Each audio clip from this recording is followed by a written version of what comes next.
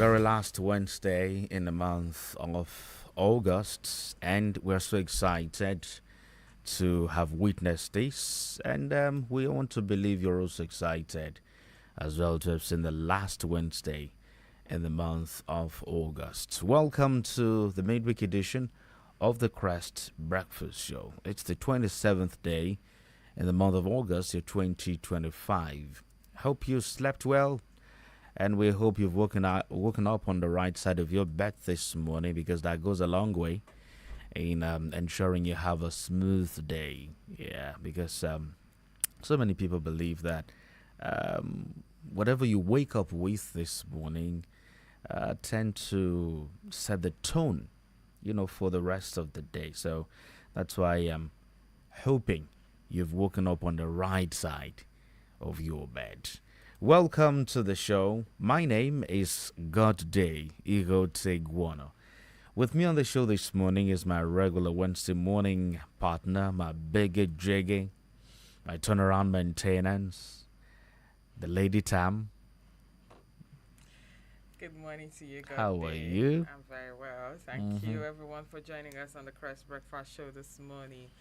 And my name is Elizabeth Tam Ayeton. You can call me the Lady Tam. Bam. And that's okay by me. Of course. It's good to be here this morning. How are you doing this morning? I'm good, and it feels great to, see your face again this morning. My Lady Tam, turnaround maintenance. Okay, for regulars on the show, you know what we do here, but in case you're tuning in for the very first time, Crest Breakfast Show is your early morning tonic. It's that show that sets you in the right frame of mind for the day's outing, the day's job, and what have you. We have several segments on the show. We get you acquainted with what weather holds for us.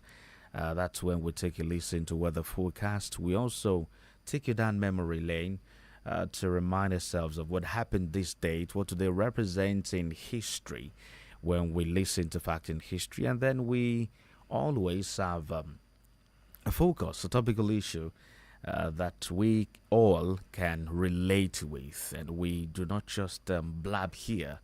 We bring resource persons, brilliant ones, to dissect the issues at hand. So this morning won't be different, as we are set to give you all of this and even more. But just before we delve into the segment, you can rest assured that with the Lady Tam behind the microphone, you won't be left out of happenings on the streets, happenings around us, the hottest gist. She's got you covered. And that's where we're starting from this morning as usual. So, Tam, hit us. Yeah, I have just a few gists for you. And one of them here is about the Economic and Financial Crimes Commission, EFCC, ordering the arrest of one dismissed staff for featuring on a matchmaking show.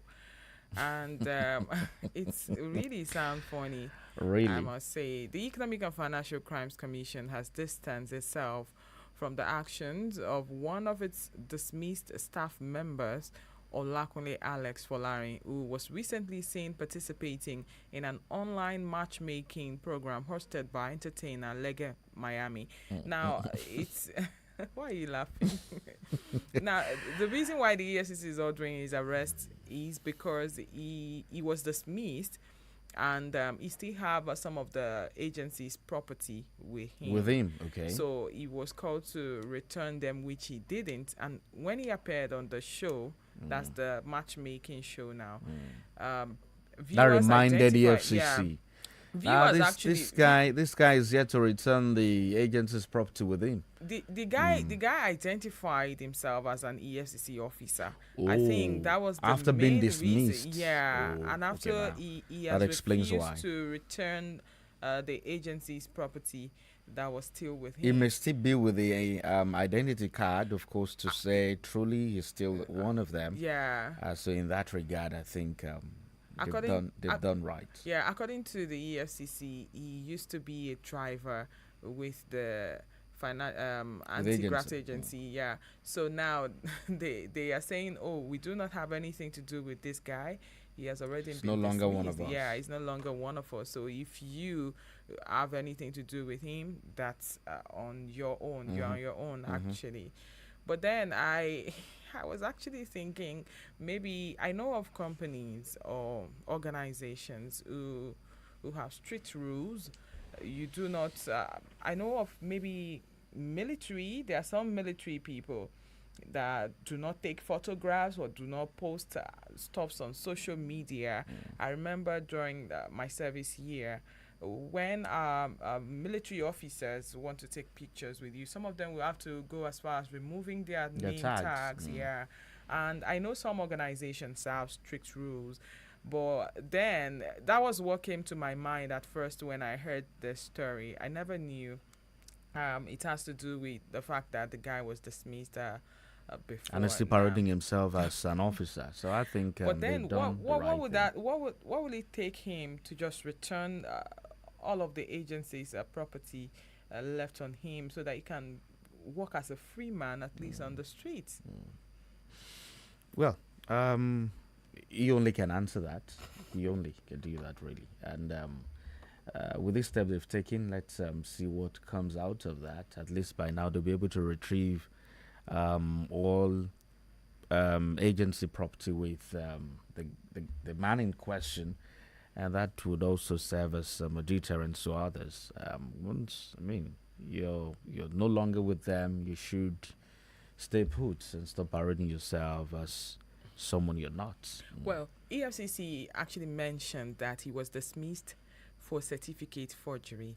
Now, the first thing that came to my head when I saw that was, if you're going on a matchmaking show and you were dismissed at your workplace for certificate forgery, what more can you do if you are being matched make with someone? Does that mean you are going to be living a deceitful life or something?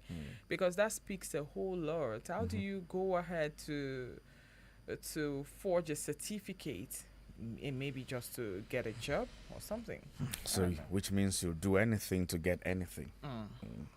I God hope, helping us. amen. I hope he does not get into trouble as time goes. Well, there are still more other gists, but I think we should go listen to what the weather holds for us Of this course, morning. so that we can plan our outing Yeah. appropriately. All right, please stay with us.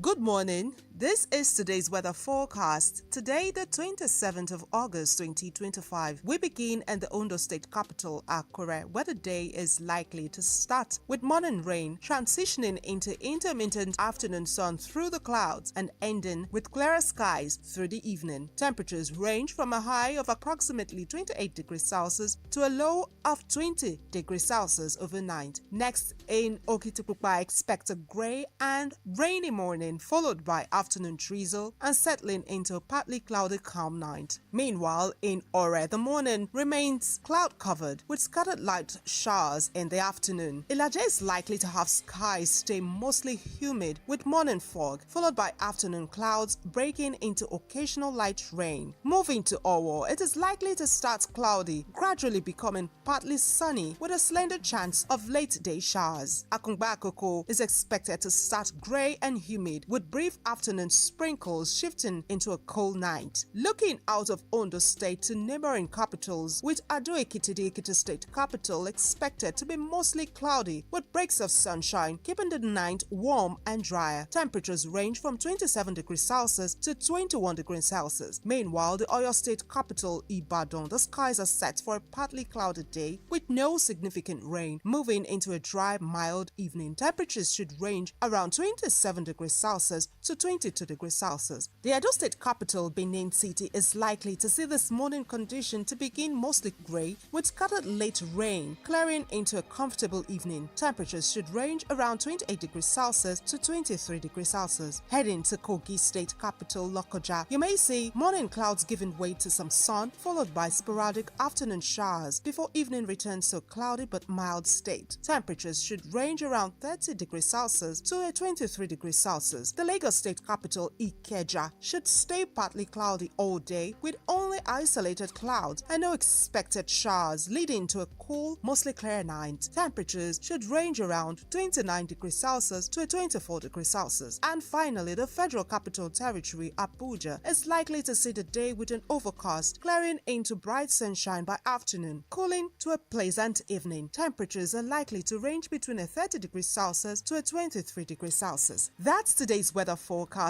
I am Omari Duncan Olutu. Do have a pleasant day ahead. Do you know you can beat malaria by taking these simple steps? Yes, it starts with keeping your environment clean, testing early, and taking and completing your treatment as agreed with your healthcare worker. And remember, if you test positive, complete your anti-malaria medication as prescribed by your healthcare worker. Don't stop halfway, even if you feel better. Malaria doesn't stand a chance when we work together to fight it. Clear stagnant water, cut grasses, bushes, and keep your environment clean to stop mosquitoes from breeding. Feeling feverish or weak? Don't wait or guess. Visit your nearest health center and get a rapid malaria test. Stay malaria free. Stay healthy. Clean up, test early, and complete your treatment. Together, we can end malaria. This message is brought to you by the Institute of Human Virology Nigeria, IHVN, in partnership with the Ondo State Ministry of Health under Impact Project. Together, we can keep malaria out of our homes and communities. For a malaria-free Nigeria, play your part.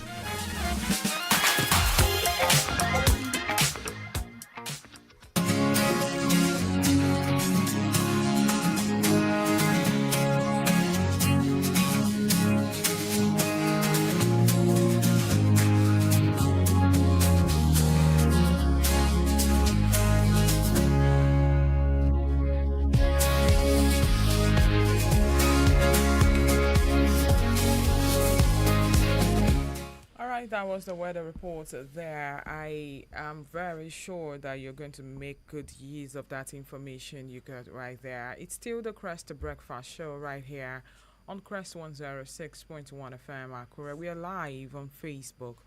You can just search for Crest 106.1 FM Akure on Facebook, like the page, share the live video, and of course, drop your comment right in the comment section. And to other gists. And hit us. News broke out yesterday regarding a monarch who has been sentenced to, prison for some funds relating to COVID-19, and everyone is, reacting to that. Nigerian traditional ruler, Apoto of Ekpetumodu in Osun State, about Joseph Oloyede, sentenced to 6.5 years imprisonment in the United States. He was said to have created and led a scheme that defrauded over $4.2 million from the federal loan and grant programs. The U.S. court filed 3 count charges against the traditional ruler. That's according to the office of the U.S. Attorney, Northern District of Ohio. And that's a sad one there, really. Really sad. Yes. All of this are beginning to change the narrative of the Yoruba culture. Just like you rightly mentioned before we came on air, that there's this Yoruba adage that but this is completely different right now. And it's actually a very sad one. Very sad one.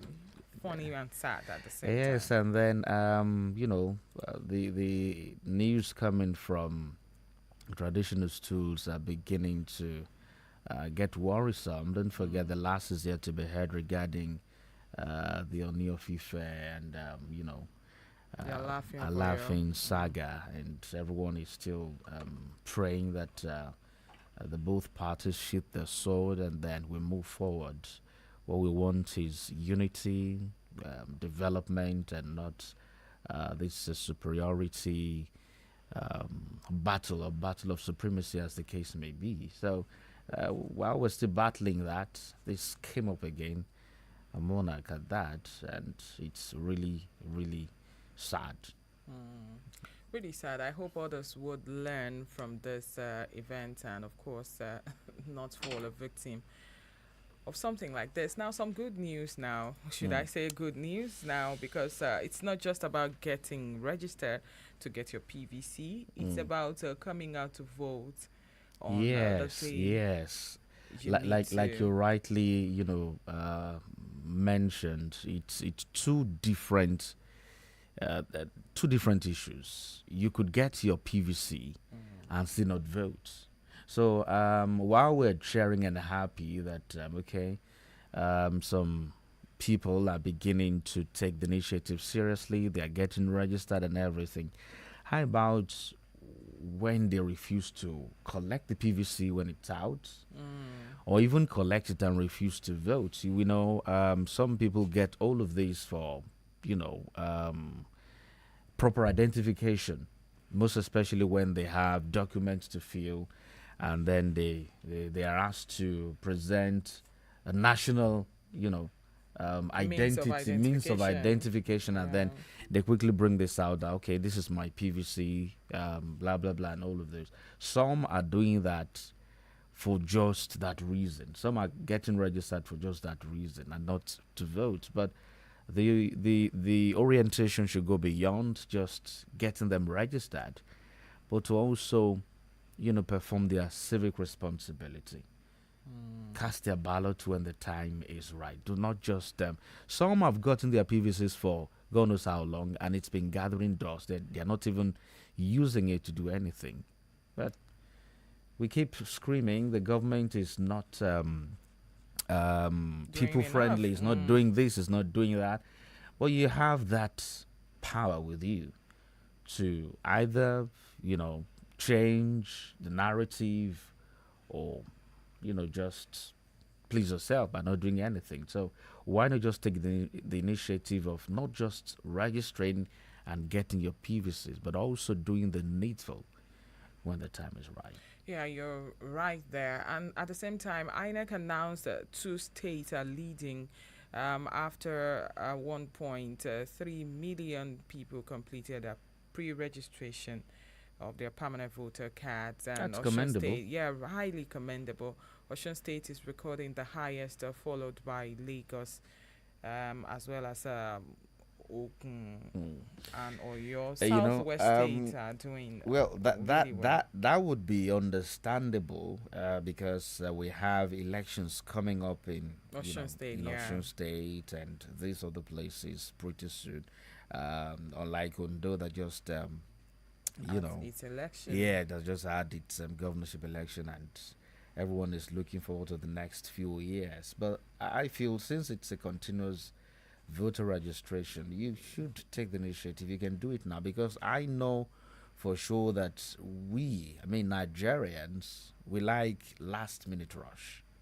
I can assure you that this INEC announcement would come again in the next few years, and Ondo will be taking the lead because elections will be closer then, and we want to get our PVCs ready. But we should not wait till when it's last minute rush and then we'll start doing the needful. Why not take the initiative that you have ample time now, enough time, without having to rush when it's almost nearing the deadline? All right, you got the information there. If you're yet to register, you're above 18. You just clocked 18 as well, and you want to vote in the coming elections. You need to visit the nearest INEC office to you and make sure you register so that you can have the opportunity to vote in the coming elections. And if you've lost your PVCs, or your card is defaced, is bad already, this is also the time to reach out to the concerned authorities to ask what the solution is to your challenge, and then you can get it done now that the window is open. All right. 28 minutes past 7. This is still the Crest Breakfast Show midweek edition. We're still live on Facebook and YouTube. Do well to join us there. Drop your comments, like and share. When the time is right, we'll do the needful by taking, your comments on the show. But for now, let's go remind ourselves of what happened to this state several years ago by the way of listening to Facts in History.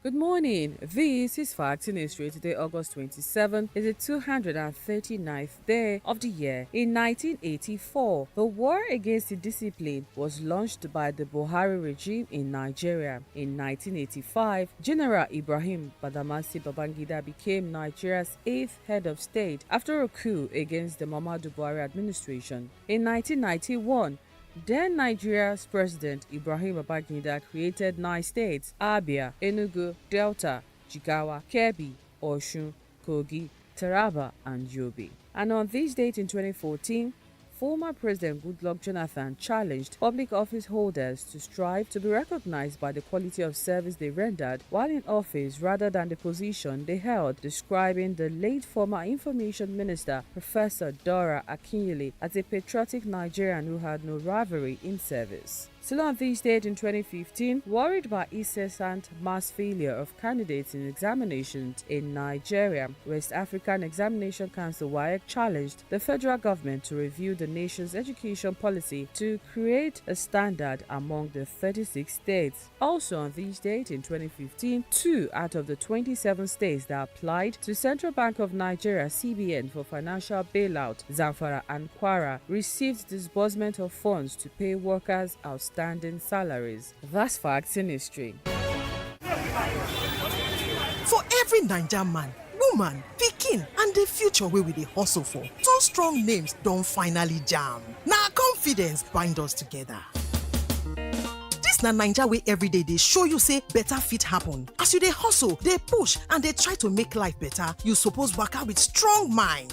But make we yarn as e be, confidence pass hope. E mean say no matter your waka, no matter who you be, you get who dey your back. Dem go stand for your matter, hold ground, make you no fall. Sanlam Alliance sabi say confidence no be for only people wey get levels. E belong to everybody wey dey try. Na why we join hand. 2 strong bodies don turn one heartbeat to give you the main protection wey go follow you for this life journey. Whether na for business, family or for your daily bread, we dey your side. As we don jam, we go fit protect you pass before. Dey do more together and dey carry each other dey go front. Sanlam plus Alliance don be one name. Sanlam Alliance. Make una waka your life with confidence.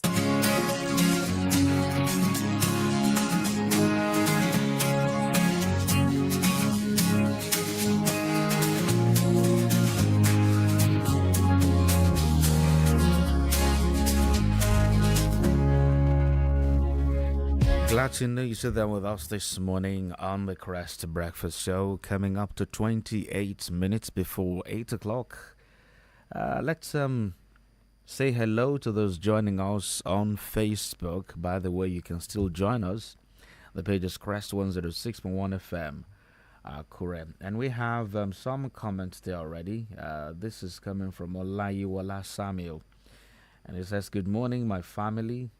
Crest FM. Happy day. God bless you all." Thank you very much. Musa Ayodeji saying, "Good morning, my good people. Well done. You're welcome on board. White on white today. Bravo." Thank you. Okay. Otumba Mariah is saying, "Good morning, dearest presenters. Welcome on board. Well done." Thank you. Thank you so much. We appreciate. Adeshida Taye is saying, "Good morning, Mr. and Mrs. White and White." Is there any issue with the white? I don't know. That was a coincidence. No, they are yeah. just saluting you there. All right. Yeah, it's good to be Olugbenga, aligned. this short guy saying, "Good morning, Crest FM. Happy New Day. Bye-bye, Jebu from Awule." Thank you Thank you. very much. So keep your comments coming in, most definitely. When the time permits, we'll definitely take a look at your comments. But for now, let's switch gear to our focus on the show this morning. All right, now, electricity supply has remained one of Nigeria's most pressing challenges for decades. The poor state of electricity not only affects daily living, but also slows down economic growth, drives up production costs for industries, and discourages investment. Now, in a fresh move to tackle these issues, the federal government is seeking a $238 million loan, that's about 360 billion naira, from Japan to finance the expansion of the national grid. The plan, if successful, is expected to strengthen transmission capacity. Well, that's our conversation this morning. We'll be talking about the federal government's mission to seek a $238 million loan request from Japan. And that will be taking a look at vis-a-vis our borrowing spree. Yeah. We borrow for almost everything. All of these today, what are the impact on the economy of the nation? All of this and more will be discussing this morning. But as it is a tradition, there will be a report that would lay that needed foundation for us. So let's go take a listen to that report and we'll be right back. President Bola Tinubu recently concluded a visit to Japan, where a key objective was to clinch a $238 million concessional loan from the Japan International Cooperation Agency. The loan, if approved, will fund the expansion of Nigeria's national grid, including over 100 kilometers of new transmission lines. This is not the first major loan on the Tinubu administration. Since assuming office in May 2023, government has tapped several concessional windows, a $1 billion facility from the African Development Bank to support budget reforms, $750 million from the World Bank for distributed renewable energy, and a $2.25 billion package from the same World Bank in mid-2024 to back fiscal and social reforms. Added to these, accrued backed loans raised through the NNPCL with Afrexim Bank, and more recently, a request before the National Assembly for $21.5 billion in external borrowing for 2025 and 2026. All of these have pushed Nigeria's total public debt to 149 trillion naira as of March 2025, a 23% rise in just 1 year. Finance Minister Wale Edun argued these loans are necessary for growth, pointing to their concessional rate, long repayment terms, and direct links to reforms. Something quite topical, which is the external rolling borrowing plan of Nigeria. It is in the news, it is topical, and it's important we speak to it, other than the fact that the Ministry of Finance has released a press release. Now, there's a narrative that has come out that Nigeria in between 2025 and 2026 is looking to borrow and draw down something like $25 billion.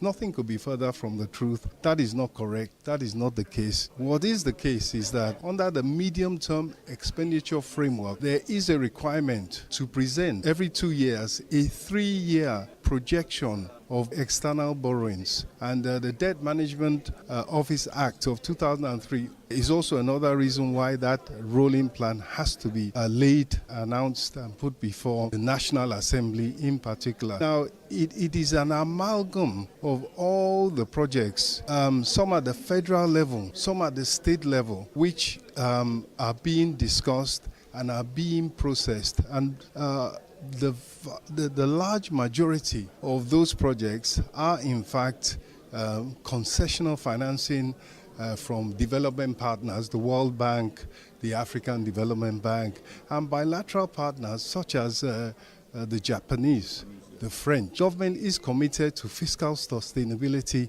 It is committed to management of debt within reasonable levels. And one important aspect of that is a focus on revenue from government-owned enterprises, the surpluses that they are due to give government.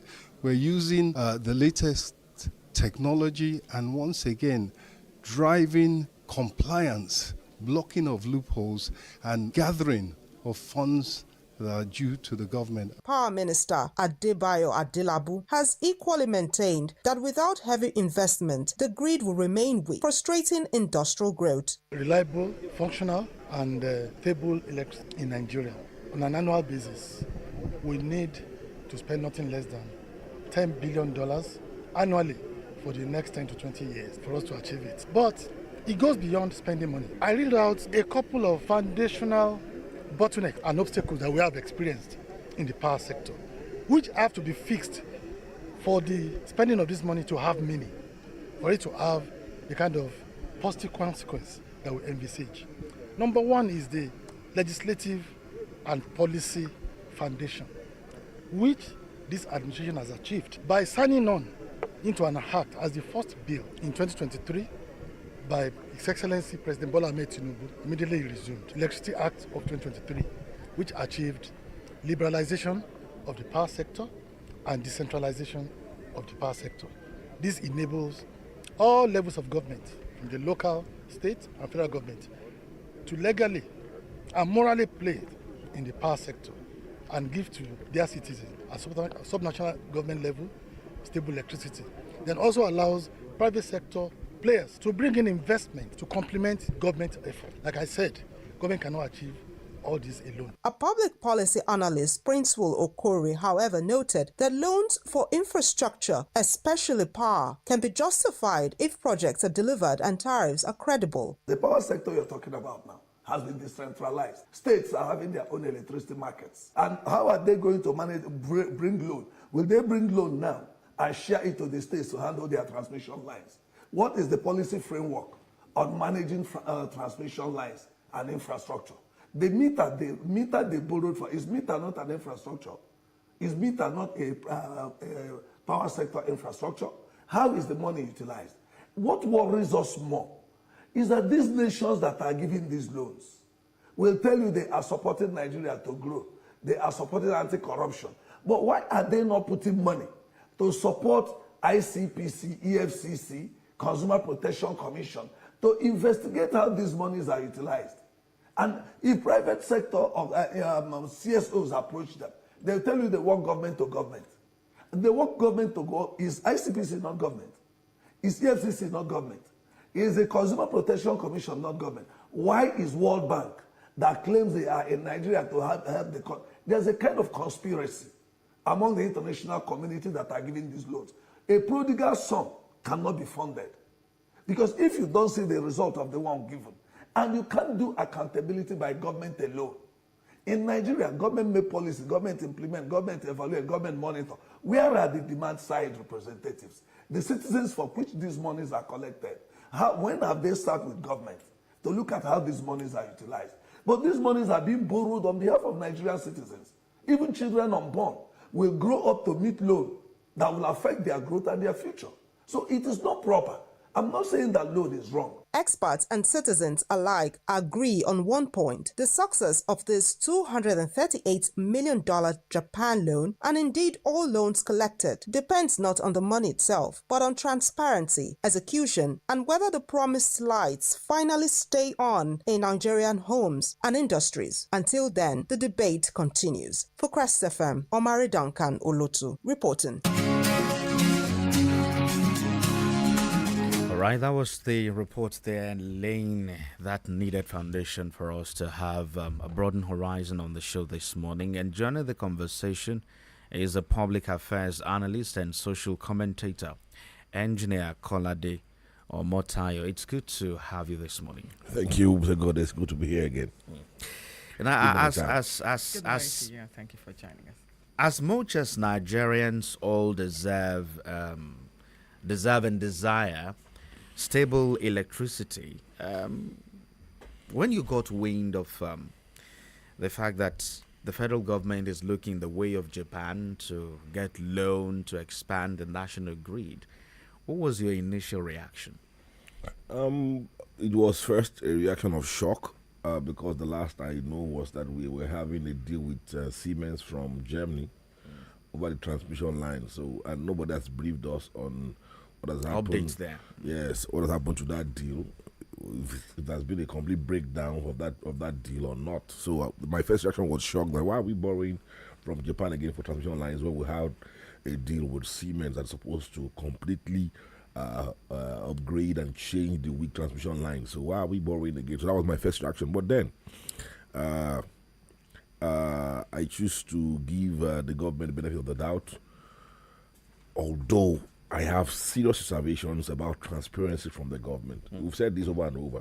there needs to be more citizen engagement. There needs to be more public enlightenment about what you're doing, your decisions, why you come to those decisions, and give reports about the premises upon which your decisions are being taken. So these things is still the government taking citizens for granted, just doing things on your own.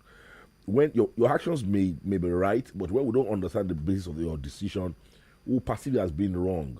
For example, I expect that the government will have come out to first of all brief us about the state of the cement deal, what are the innuendos there, what are the things that have been happening there, and all that. And then this is now the reason why we have to take a fresh loan from another country, for these same transmission lines. So that breakdown of communication between the government and which leads to breakdown and lack of trust, from the citizens to the government. So everybody will still be shocked. Everybody still feel that why are we taking this loan? We're just putting us into debt more and more and more and more.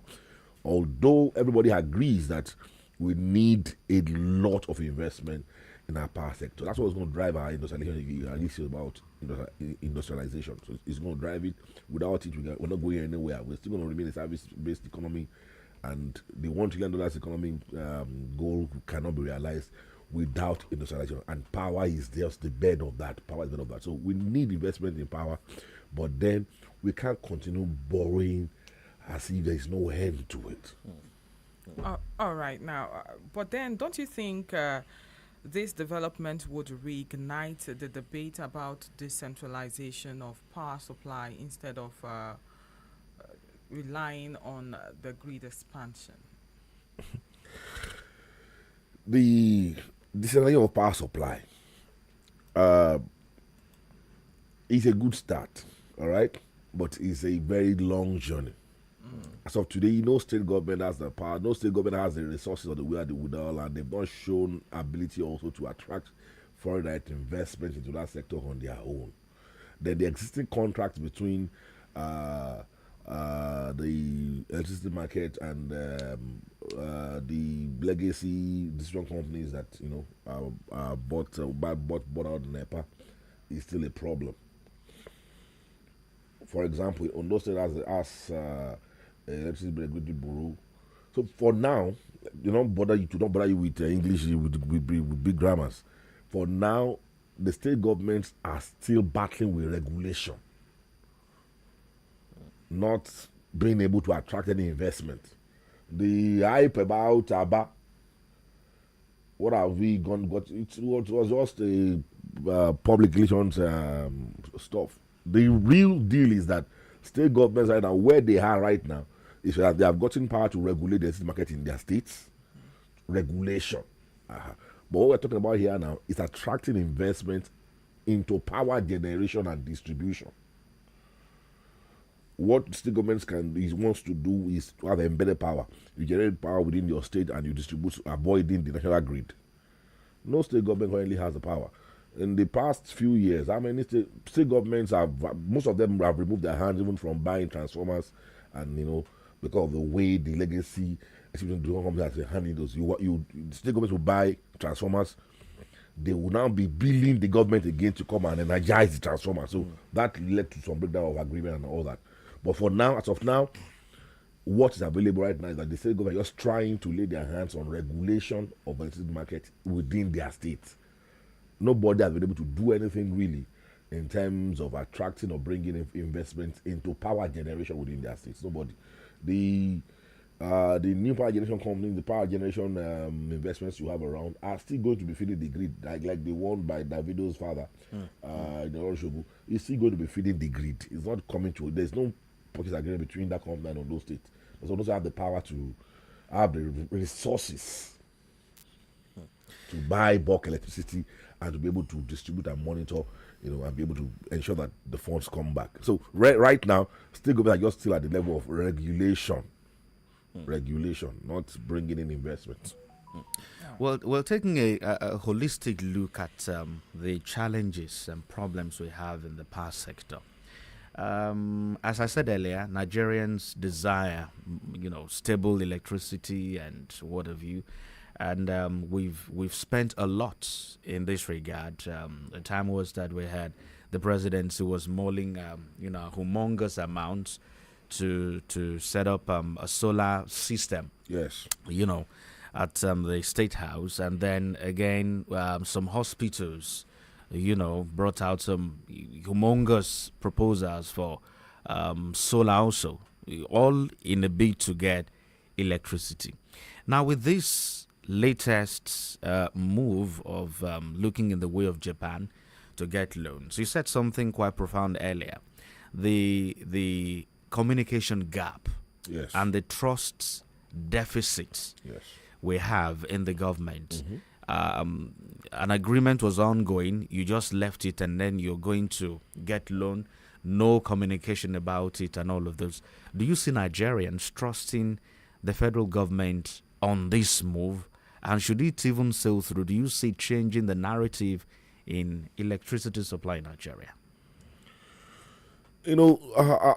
For me personally, I may not be completely correct, but for me, my personal opinion has always been that, funding has not actually been the major problem or the main bane of our electricity development. It has been an issue of corruption. From the time of Obasanjo, we had $16 billion that couldn't be well accounted for. Yes, the government came out to show us Nigeria Delta Power Holding Company, the power generation efforts that they made, which most of them still had problem with gas and all that. But then the argument was that those power generation firms that were established and the plants that were established was not commensurate with expenditure of $16 billion. All right. From then down to Muhammadu Buhari. So for me, there has been consistent some level of expenditure into. Buhari went for the Siemens deal. The Siemens said they were bringing a lot of money and all that. Then you had, don't forget, at the point you had the Toronto company managing the because the problem right now. Are you with me? Mm-hmm. The problem right now we have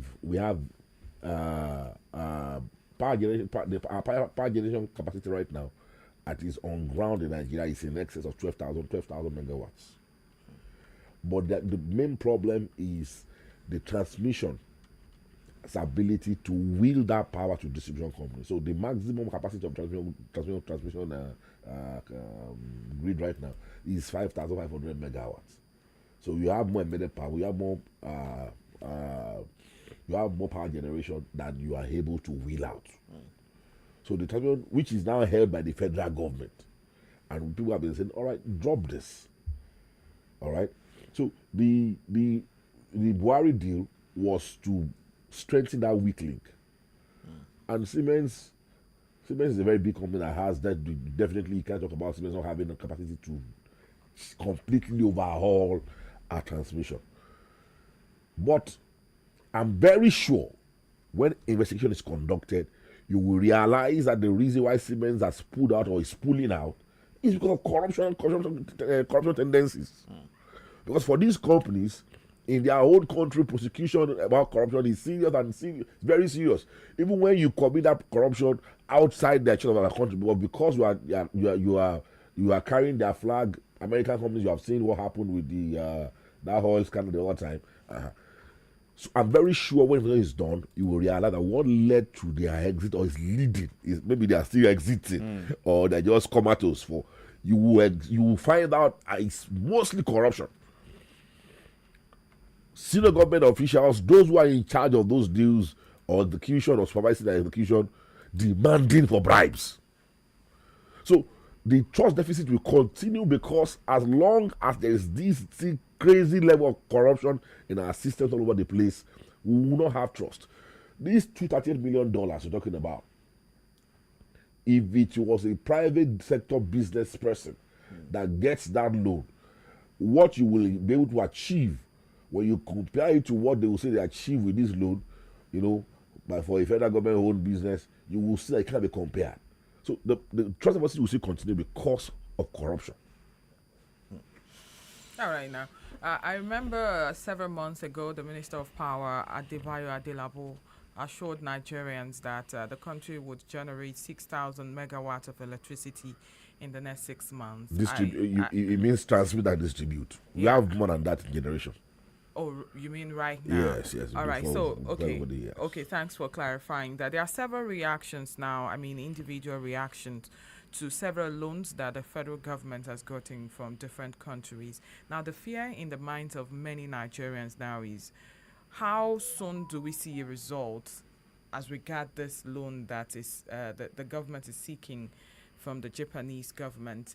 How soon do we expect this to come to fulfillment? Should we expect lower electricity tariffs now, or should Nigerians expect business owners as well? How do Nigerians benefit from this? Yeah. Yeah, in the long term, what will benefit is that more businesses will have more power, and you agree with me that to get power from this different companies is still cheaper than you get your own power. Always cheaper. That's the truth. So Nigeria should expect lower prices. No, not lower prices will never be lower. Let's not deceive ourselves. One of the problems with the electricity industry in Nigeria right now is because the pricing is below cost. Government is still subsidizing power. We've removed subsidy from petroleum, we've removed subsidy from the forex market. They've not removed subsidy completely. They've been reducing it, but they've not removed it completely from the electricity market. Right now, the federal government is owing the power generation companies above 5 trillion. The last I heard was close to 5 trillion. I'm now above 5 trillion. But above, let's say, above 4 trillion. And they're owing them based on the subsidy arrangement. So, what everybody is clamoring for in the industry is that you have a cost-reflective tariff. The government understanding that allowing that right now, we had more sort to our injury in terms of inflation, is still maintaining the subsidy. But definitely I can tell you that the government is looking for ways to exit that subsidy regime in the power sector. So in terms of prices coming down, don't expect that. What we should expect is that we'll just have more powers to power our businesses. But in terms of prices coming down, nobody will come into government right now and increase subsidy. Nobody will do that. So how can the government ensure that the funds from this loan are used effectively and efficiently for the intended purposes? Before I come to that, this loan, I have reservations about it. And let me state my reason. The government has just passed a new tax law. By that new tax law, from next year, I can tell you that Nigeria tax revenue will almost double if the government, if they get rid of corruption in that system, and collections are done as should be. I can guarantee you that tax revenue next year will double. So if you have tax revenue doubling, you also sign the new insurance law. I should have your insurance companies raking in crazy amounts of money, and they also paying taxes. So why can't we just wait till when this law takes effect and we have plenty of money and we start doing our things small? But on this your tax redoubling that you just mentioned, isn't that against or coming opposite to the perceived tax rebates that some Nigerians are expecting come January, most especially some salary earners? No. Yes, that tax law was a very good one. For low-income earners, tax was actually completely cancelled. For very low-income earners, for small businesses, with that turnover of less than 50 million naira, no more. You don't have to pay any company income tax. Okay. So for low-income earners, for the lower rung of the ladder in society, they've taken care of that. It's not a matter of the rich, the mighty, and the rich paying more, and the poor not paying or paying little. Isn't that which is very good. Okay. But what I'm now saying to you is that the rich and the mighty, what they've been paying should be maybe around 15% of what they should have been paying. Yes. So that's what would now happen.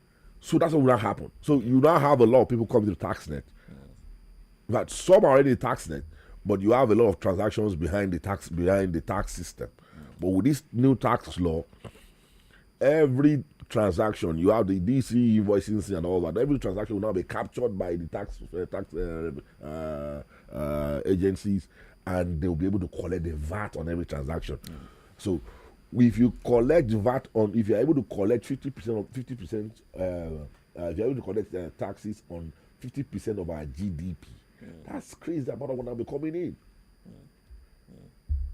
Right now, our tax to GDP is around maybe between 10 and 15%.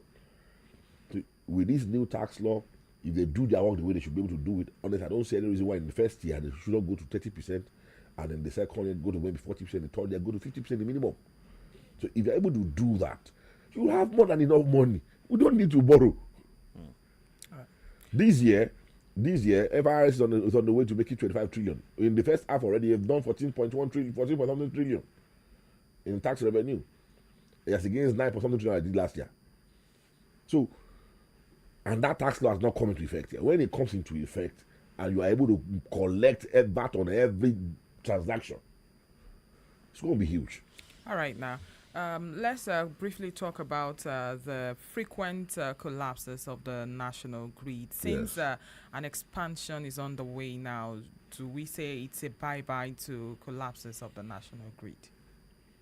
If corruption is getting rid of, if they actually do what they ought to do.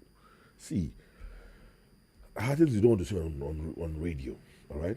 But the corruption is sitting so deep that even professionals that are supposed to ensure quality assurance in projects get not to do so because of some benefits that were accrued to them behind.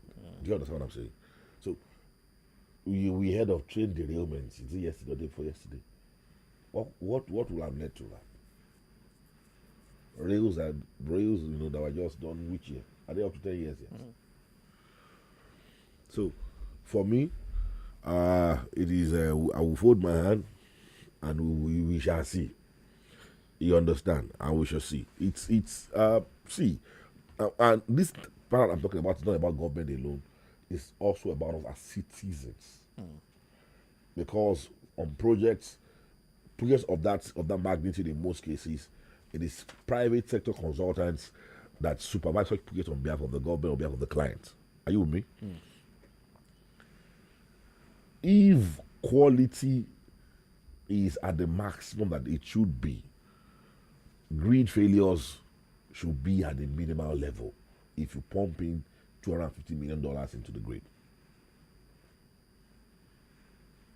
But in the case where you're supposed to have completely new lines, maybe let's say there are six cables on that route, you change 4, you leave 2 old ones. Those are the things we do in Nigeria.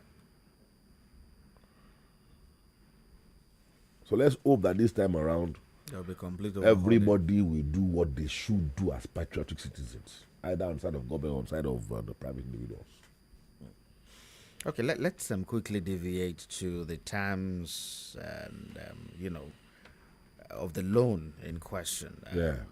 What are your concerns really regarding the terms of this loan, particularly interest rate and repayment schedules? No. All the reason why the federal government is taking all this, what they have told us is that because all these loans are concessionary, their interest rates are quite very low. They have long moratorium before they even start paying, and then the payment tenure is quite very long. What they are paying annually will be very minimal. That is the reason why government, But in the real sense of it, is that obtainable? Yes, very well. They are development finance funds. They're not like commercial bank loans. They're development finance funds that, yes, that's what they really are. But are we not falling into the trap of neocolonialism via these loans again?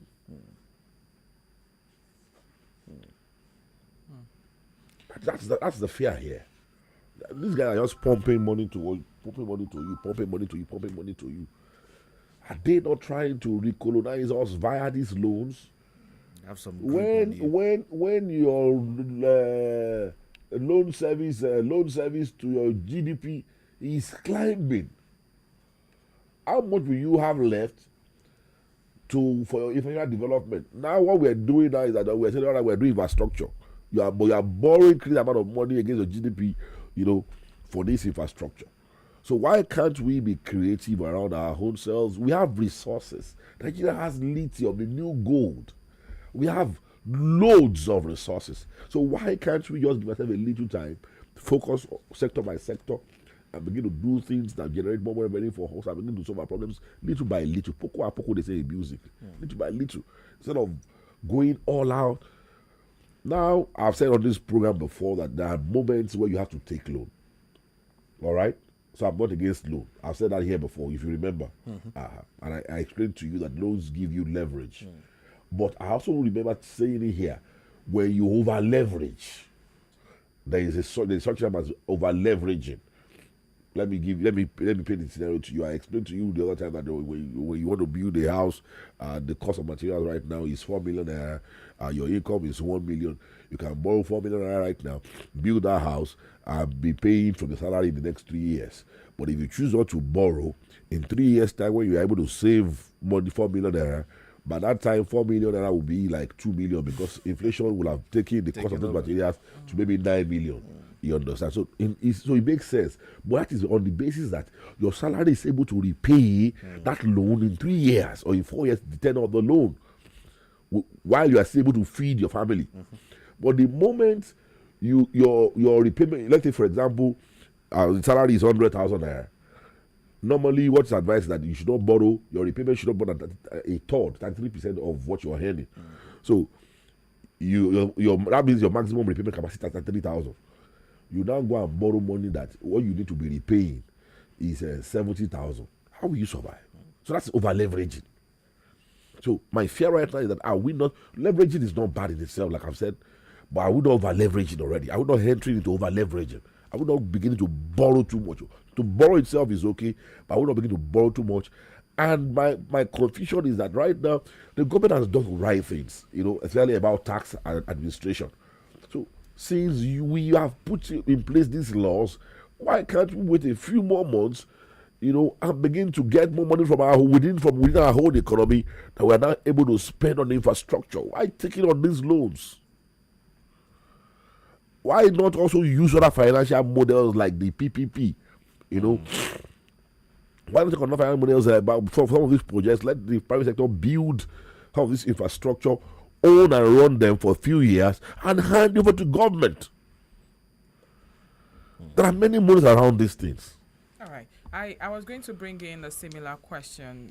The effect of foreign loans, consistent reliance of foreign loans by the federal government.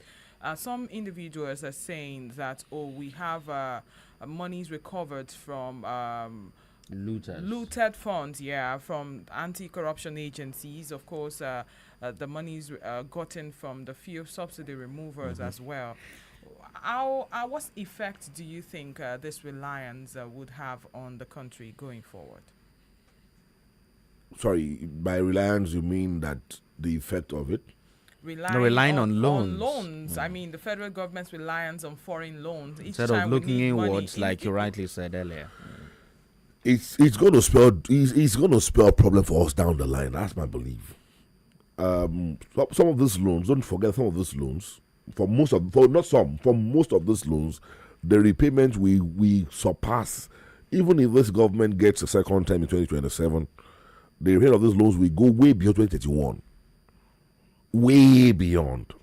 So if you pride yourself as being a sound financial engineer and you know your way around being able to pay service these loans in your own time, we just had the president that did not know how to service loans and did not know how to do these things, and you were just printing air. Are you with me? So how are you sure that the person that will come after you will have sound financial management to be able to service this loan without throwing us into what white threw us into? So relying on loans over leveraging, we always spell problem down the line. All right, it's coming up to 8 minutes past 8 o'clock. This is still the Crest Breakfast Show. At this point, let's quickly pay some bills, and when we come back, we engage our in-house analyst and the show continues. Please stay with us.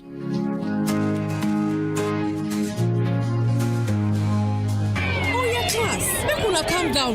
Today, we will talk about how una day take start. Emeka, you go first. My mama wake us up for 6 a.m. Make we ready for school. We just finished cut up and cake with John Vent 3 in white chocolate for breakfast. My mama they give us John Vent 3 in 1 too. It's sweet well. My mama they call am instant goodness. Me and my sister they always put tab inside pap. It's sweet well. John Vent 3 in 1 chocolate. Now better chocolate drink where they make from rich cocoa, milky and sugar. John Vent 3 in 1 chocolate. Enjoy instant goodness. What you're about to taste is so hot, it's got basket mouth singing. Mini Ninja Pepe flavor. Yeah. Mini Ninja Pepe flavor. Chris. Heat. Mini Pepe Ninja flavor. Nothing brings the heat like the bold taste of Mini Me Noodles Niger Pepper flavor. Try it today and see for yourself. Mini Me Noodles Niger Pepper flavor. Slurp it like it's hot.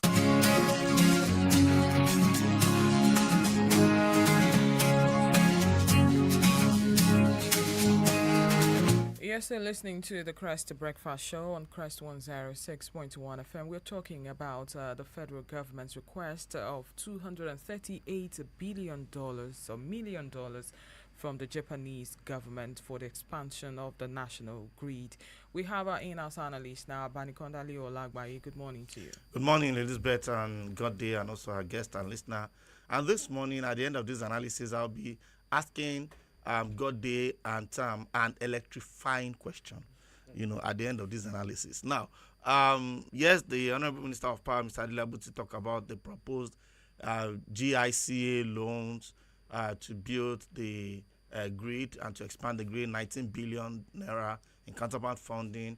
Talked about the construction of the new lines and then 4 substations, 2 other extra lines, and then 132 kV substation. Talked about distributing power to underserved communities, and also the $750 million World Bank funded distributed access to renewable energy. And then they are expecting to supply and deliver reliable clean electricity to more than 17 million Nigerians. And then the extra 3 substations, $32 million GICA grant and all that. And then the project expecting to boost power supply to households and businesses in industrial clusters, including Lagos, Port Harcourt, and thereabouts. And then it will cover actually 3 places. There's the one in Akpo, in Abuja, Kerfi, in Nasarawa, Apapa, Lagos State, and all that. Yes, he did acknowledge the challenges, affordable capital, high cost for rural households, and underutilization of productive use equipment and all that. But while this looks good and then it looks fine, looking at the way it has been painted, and then the urge and then the reason for doing this, you also look at some other sides to this thing. For instance, there was a report that said Nigeria generates 4,000 to 5,000 megawatts of power for its population. Remember, I said they are going to feed 17 million Nigerians that didn't have power supply. But currently, Nigeria generates, the report coming out, Nigeria generates 4,000 to 5,000 megawatts of power for its population, which is actually lower. Now, I want us to get this figures. Nigeria generating between 4,000 to 5,000 megawatts of power to its population. South Africa, with a population of 50 million, Nigeria has over 250 million to 300 million counting. South Africa, with over 50 million, generates 40,000 megawatts. That's South Africa, with 50 million, generating 40,000 megawatts. Nigeria, with like 250 million to 300 million, generating 4,000 to 5,000 megawatts. So South Africa is generating over 10 times what Nigeria is generating. And the UK, with 62 million people, generating 83,000 megawatts. Now, you know the UK actually happens to be the colonial masters of Nigeria, and you know the law of power, you don't outsmart your boss. So maybe Nigeria doesn't want to outsmart UK. That's why Nigeria is just putting it as 4,000, 5,000 megawatts anyway. Then you go to African Czech. When this present power minister took oath of office, in the 3rd quarter of 2023, Nigeria generated 4,211 megawatts. Now Nigeria is generating According to a report that came out January 10, 2025, 4,500 megawatts. So for 4,200 to 4,500, and Nigeria has borrowed $3.2 billion, minus the one they are going to borrow with the others, so, and even with the Japan. So you see the trend now. Loan is good, just like our guest said. It might be concessionary, and then it's good for infrastructure, which will generate funds back into the economy. At least if there's more power supply, companies can come, foreign investment can come in, and then they can bring money into the country, into the system, and then there's more money for the country, and the country's economy gets better for it. But as this is going to boost power supply and what have you, or supply lights in local balance, the process seems expensive. We've talked about the $3.2 billion. We've talked about another $190 million. We talked about another 19 billion. And now the one they are going for $238 million. And as at this time, even when the minister took office, from 4,200 megawatts to 4,500 megawatts, and the South Africa with lesser population of 40,000 megawatts, and then, okay, let them get to the UK, they are their masters anyway. So it seems supplying light, as they say in local parlance, is expensive. And so this brings the electrifying question that I have for Godday and Tam. Does Nigeria have expensive darkness or expensive light? That's not serious. Expensive darkness or expensive electricity, right? Yeah. They have both. Because you look at how much that has been spent, you look at the quality of power supply. Okay, can I add something? You know, the under this administration, because I like to also highlight what they do that is good, you know. Under this administration, they've empowered REA, Rural Electrification Agency, and they changed they made them tilt more towards sustainable, towards renewable energy. Before, their mandate was basically buying more transformers, putting in rural areas and all that. But now, you put transformer in places where power does not get to, where the distribution company is asking you for millions of that to get the transformer. You understand? So what they've now shifted towards embedded renewable energy. So, and they're doing a whole lot. But you know, one good thing about that REA model now is that they are partnering a lot with private sector players to bring their own money to invest in those solar farms in those rural areas, and you know, distribute and collect money directly from those people to be repaying themselves. What they have only done is that they have now incentivized that model. That all right, if you choose to come and invest in this place, we have this for you, and to support you. So what they have done is to now incentivize private sector players into coming into the renewable energy space in the rural areas, and it's playing out very well. Playing out very, very well. So they have done that right, and that more models, you know, very innovative models like that can be deployed. One major problem we have right now that nobody's talking about, you know, I said to that the other time, and I'd like to say it again. We have a generation of over 12,000 megawatts. It is the inability of the transmission line cannot wheel more than 5,500 megawatts. We are selling. Nigeria is selling. Transcorp PLC is selling. Is the one powering neighboring Benin up to Ghana. Do you know what I'm saying? Mm-hmm. They are generating power and they are selling it out. You're sending power to Niger Republic. So you have power. The companies built by Obasanjo, they have power. Some of them up till now do not have access to gas. The turbines are there, ready to work, but no access to gas. The ones that have access to gas, the transmission line is unable to carry what they can generate and to bring it to distribution. To them. Serious problem there. 0906-659-2115 and 0810-722-2898. Those are the numbers to call to be part of the conversation this morning. And for WhatsApp users, 0906-659-2115. You can also send your comments on our Facebook page. We will definitely get hold of them. Good morning to you. Good morning. What's your name and where are you calling from? This is a lot of us from Akure. You know, one thing about this issue is that if we are ready to fix it, it will be fixed. If we are not ready to fix it, it will remain the way it is. How do I mean? Let there be accountability. And let people who knows what it takes to fix this thing really saddled with the responsibility to do it. To me, the present minister for power, I think, is an accountant, a first-class product from University of Ife. What is the knowledge of an accountant with the issue of electricity? Even the expert in that field can bamboozle him, mislead him, and coin him in a way that he will not achieve results. Let's learn how to put round peg in round hole. Have a nice day. Thank you very much. Thank you.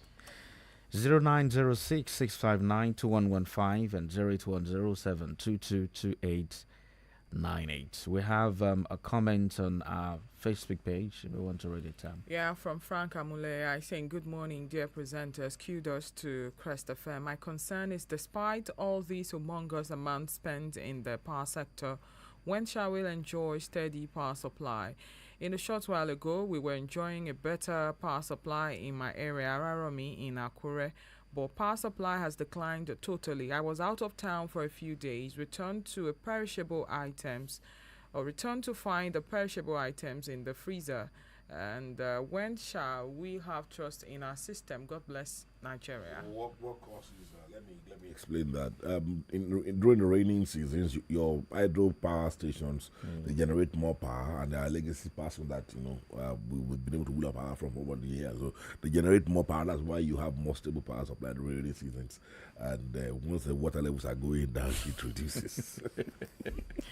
All right, 6592115. That's the number to call. I think there's another comment here from Omoba Adebola Ayela Bola. Okay, saying good morning to you guys. Let me tell you the truth. No any huge amount of money put on our electricity in our nation will ever show on it. These so-called leaders are extraordinarily corrupt. In fact, I give them A1 in corruption activities. Okay. Thank you for your message. 0906 Our issue is the issue of the distribution companies rejecting power loads given to them. One of the things they do also is that when they allocate, maybe like BEDC that are operating on those days, they allocate 500 megawatts to them, they will reject it because they will tell that the last month we did not collect enough money to be able to pay. All right, let's get back to the phone lines. Good morning to you. Good morning. What's your name and where are you calling from? Calling from Ohio. Okay, go ahead, please. You're starting from the education, and you can know that Nigeria's education is not stable. And without knowledge, there is how the principle or the policies of the economics will stand. Because you don't know what to do about the investment.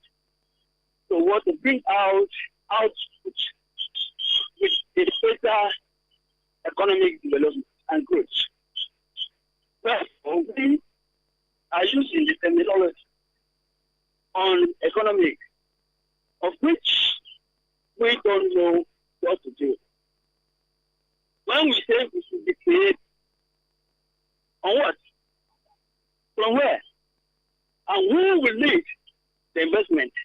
You know, the only thing that is very easy to unlock is stealing and corruption. Nothing or any institutions. It is only adopting good man's character, truth, cleanliness of life. So therefore, who amongst the leaders you think that will be growing and develop our economy? None of them are educated. None of them are going to school. They're still in Nigeria with life and every other thing they can do. The only corruption that is being promoted. Those are the people in Nigeria and still the Nigerian youth. Thank you. How to make them to be? Thank you very much. We have to keep the phone lines open for others to put their calls. As a matter of fact, we even have to start saying our bye-byes because the time is really fast spent. We must say thank you so much to our resource person this morning, public affairs analyst and social commentator, Engineer Kolade Omotayo. Thank you so much for coming on the show this morning. Your parting shots. It's always a pleasure to be here. I will say to Nigerians, let's be patriotic wherever you find yourself, whatever you're supervising, whatever your role is in nation building, do it well. Let's rid this state of corruption, and then we'll have ourselves better for it. Thank you very much. Abane Konda, Leo Olagbaye, your parting shot. You know, there was a former minister of power that said witches and wizards are the problem of power supply in Nigeria. While there was another that was alleged, or another government official that was alleged to have said, was asked, what is the challenge with power? Why can't Nigeria have power supply, constantly? And he said all power belongs to God. So let's just see that God will help us and supply power for Nigerians. Thank you so much. Time we have to go. Thanks everyone for being part of the show. The show returns tomorrow as a Yara. My name is Elizabeth Tam Ayeton. God bless Nigeria.